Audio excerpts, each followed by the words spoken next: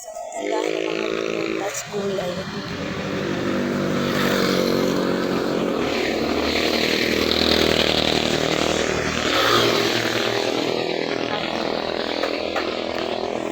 Para talaga tayo guys nag-underlangkot.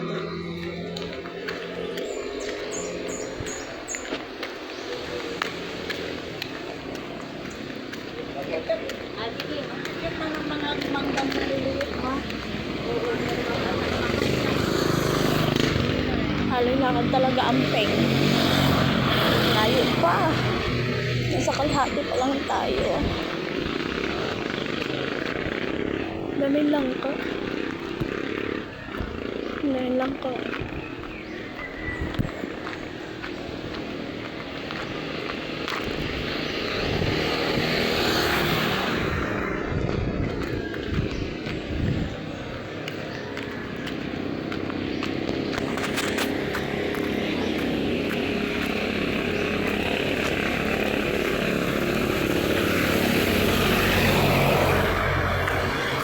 Kasi ang prutas.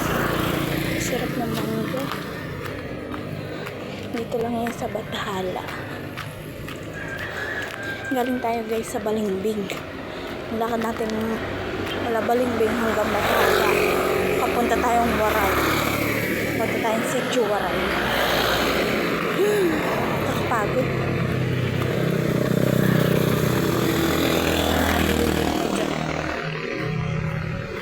Gawin yata itong resort.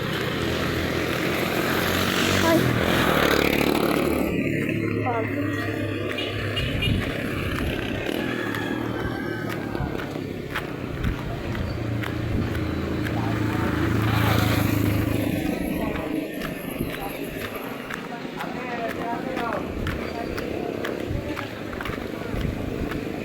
Dito na tayo sa hardware.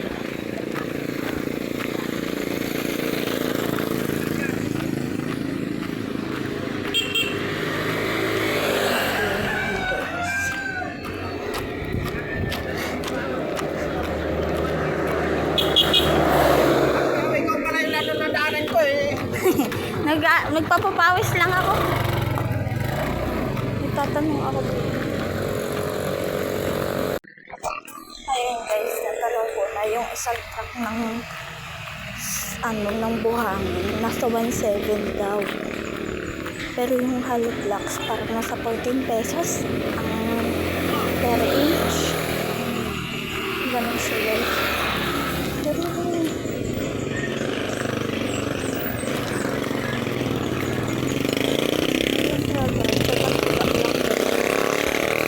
Pero na ako dito sa kita ko. Pero guys, nakapagpagawa na tayo ng requirements para sa work natin. Ang hirap kasi pag nasa bahay ka na.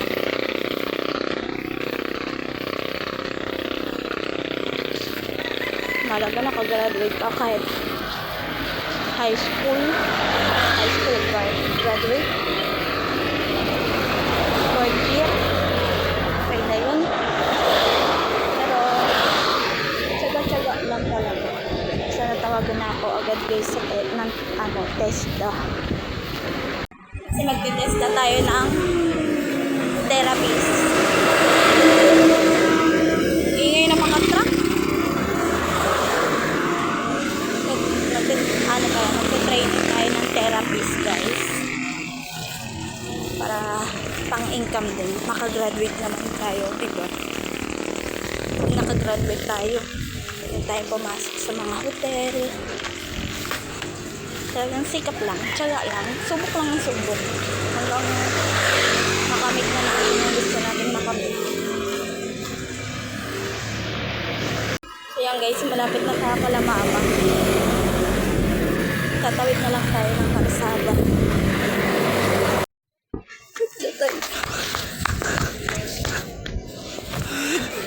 Yung ginagawa pala nito. Hindi pa tapos yung bahay ni Sir Alan.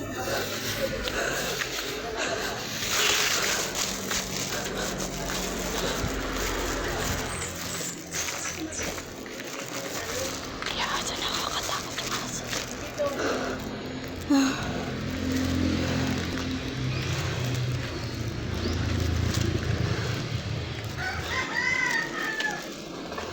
Di ba to tayo mga ngagat, tita?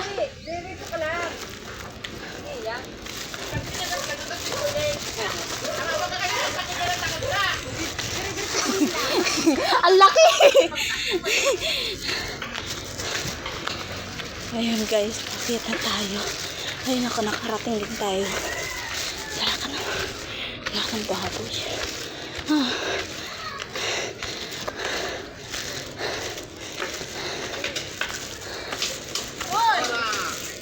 Halika nga dito. Tanginom kami aso. Baka hindi na nga agad yan. Ito pala ang future inaanak ko. Hoy, vlogger ang ninang mo. Ano ka? Vlogger na ang ninang mo. Nagbablog ka? Oo.